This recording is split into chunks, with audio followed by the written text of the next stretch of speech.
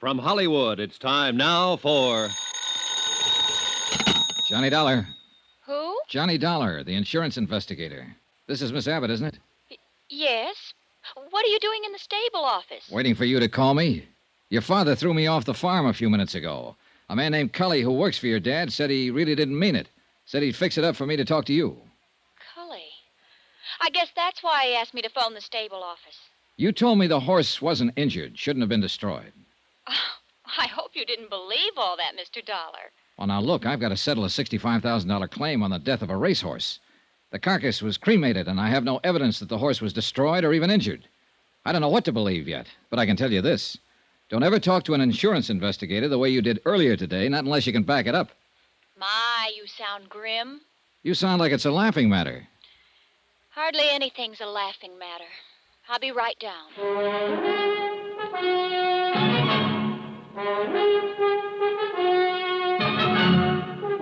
Tonight and every weekday night, Bob Bailey in the transcribed adventures of the man with the action-packed expense account, America's fabulous freelance insurance investigator. Yours truly, Johnny Dollar.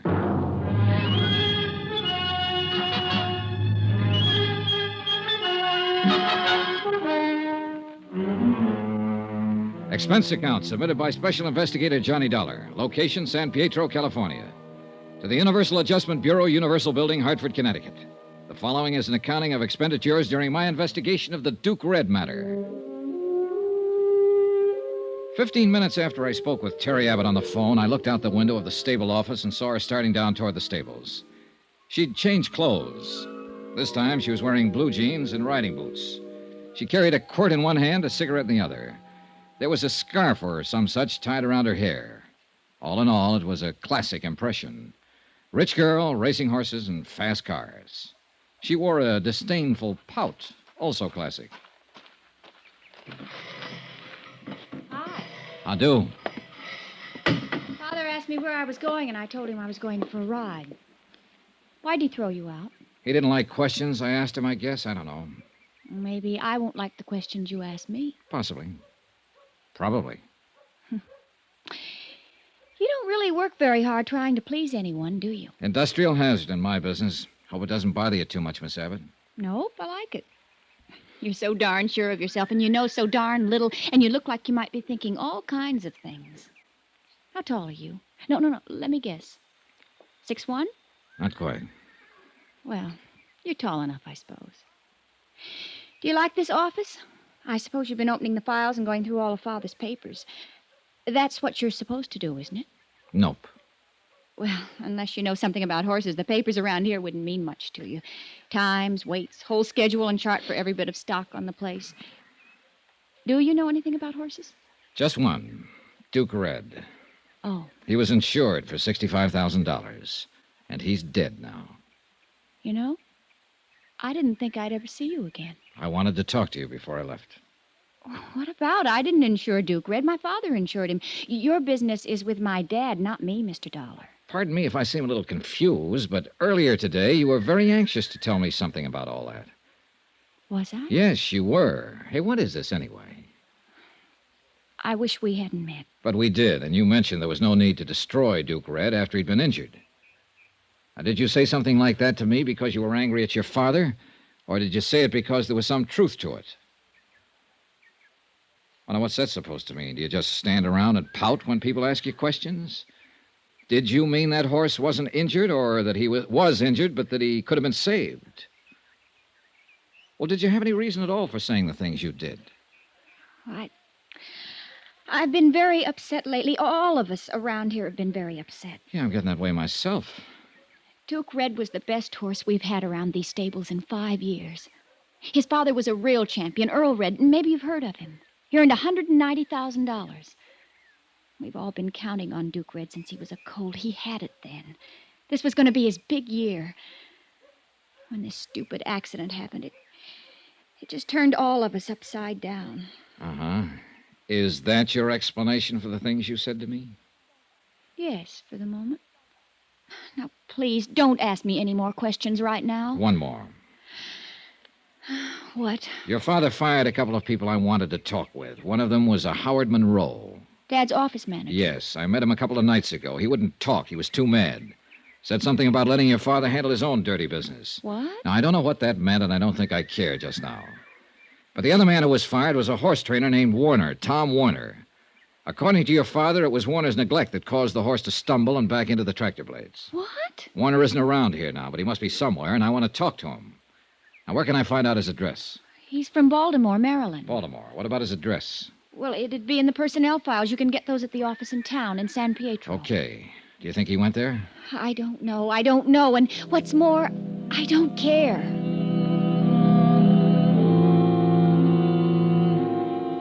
The Abbotts, father and daughter, were turning out to be a real peachy pair to deal with.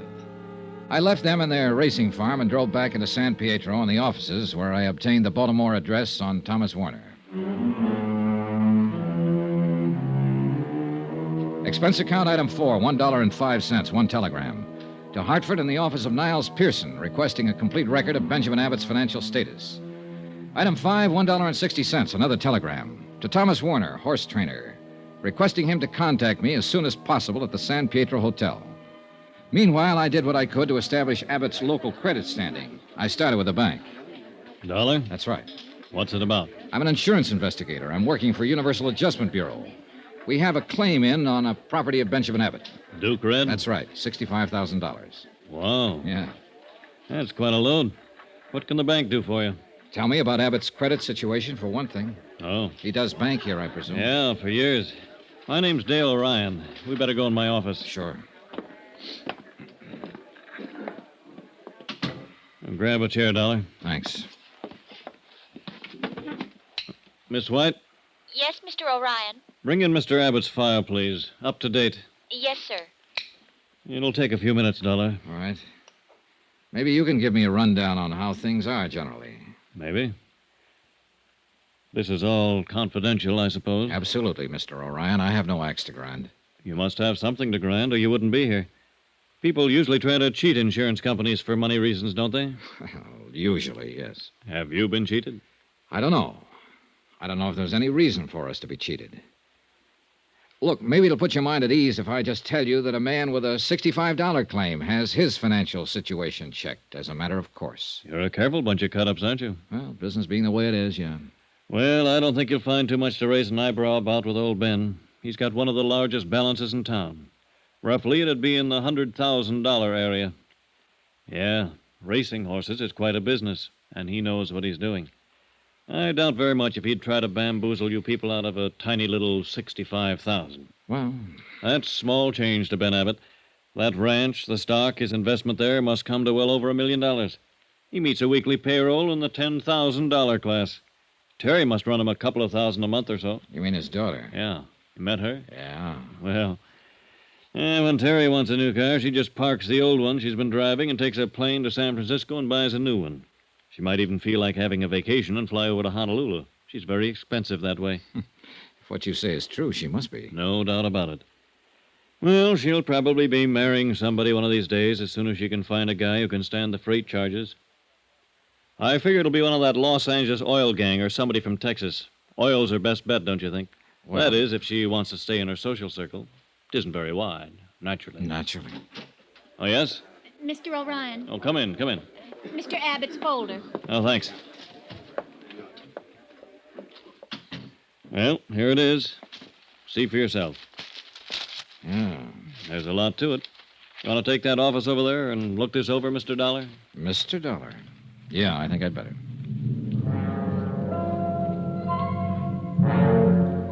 I spent the rest of the afternoon going over Benjamin Abbott's local bank standing. It confirmed in detail what Mr. O'Ryan had said in general. His assets were many, his cash on hand plentiful. Also, and this has a bearing, the activities of his daughter Terry were indicated in some of the expenditures. There was only one item I had to question O'Ryan about when I'd finished looking it all over. Yes, Dollar? I noticed a check was drawn 5 days ago payable to Howard T. Monroe, $5,500. Yes? It's marked bonus. Monroe handled business affairs for Abbott a year or two, and Monroe left a few days ago. Probably severance and things like that. Yeah. Anything wrong? I don't know. For all I can gather, they didn't part company under the best of terms. As a matter of fact, they had kind of a row. Seems strange he'd pay Monroe a balance after he kicked him out. He's a strange guy. Check cleared all right. No question on it. Oh, yeah, I noticed. Something else, then. Monroe was fired last Tuesday. Monday, a man named Thomas Warner was fired, too. Tom Warner, the trainer? Yeah. Abbott told me Warner was responsible for the accident with Duke Red. Funny. What? Well, according to these books, Abbott should still owe Thomas Warner a month's salary, $700. Well, let me see. Yes. No bonus, no salary, no severance. Seems to me Tom Warner's got a kick coming. Why doesn't he kick, Mr. O'Ryan? I don't know. I would. Most anybody would. I rechecked Abbott's local office in San Pietro and learned that Warner had not left any kind of forwarding address. As a matter of fact, he told no one he was leaving. Expense account item 6, $1.98, dinner, alone, in the dining room adjacent to the lobby of the San Pietro Hotel. I wasn't enjoying my chef's special with a limp green salad when the clerk came in. Mr. Dollar. I thought you might be in here. A long-distance call for you, Baltimore, Maryland. Oh, yeah, fine. Where can I take it? Use the lobby phone, Mr. Dollar. I'll plug you in from the switchboard. Yeah, go ahead. They're on the line now. Good, thanks. Thanks very much. Hello? Hello? Hello. Is this Johnny Dollar, the man who sent the telegram? Yes, who's this? This is Thomas Warner's father.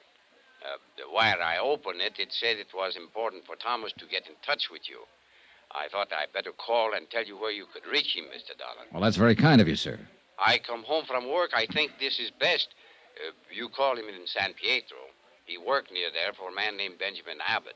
Ben Abbott, training horses. You get in touch with Thomas. Oh, and Mr. wait a Abbott. minute. I'm in San Pietro now, Mr. Warner. Your son left here 4 days ago. Didn't he come home? No. Are you sure Thomas is not at Mr. Benjamin Abbott's farm? Positive.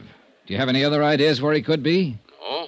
Not sound like Thomas, though, Mr. Dollar. He would not go off away without letting his mother and me know. Are you sure? I am sure, certain. Thomas, my son, he always let my wife and I know where he is, so we don't worry. Something is wrong, Mr. Dollar? What? Is something wrong? Yeah. Maybe there is. Yeah. Plenty.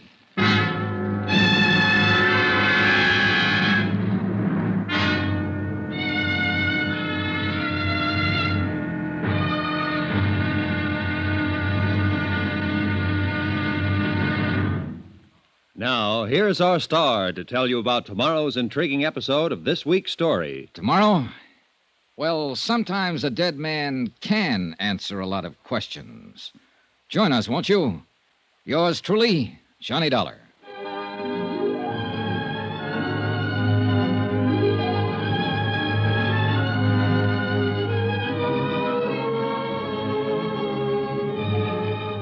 Yours truly, Johnny Dollar, starring Bob Bailey, is transcribed in Hollywood. Written by John Dawson, it is produced and directed by Jack Johnstone. Be sure to join us tomorrow night, same time and station, for the next exciting episode of Yours truly, Johnny Dollar. Roy Rowan speaking.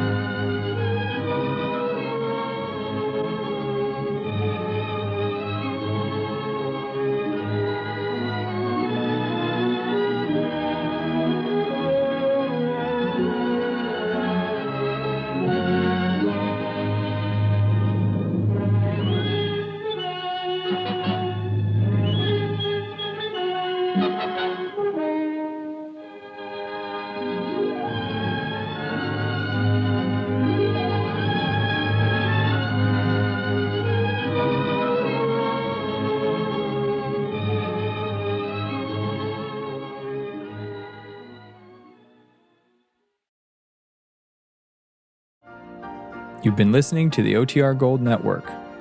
Find more classic radio at otrgold.com.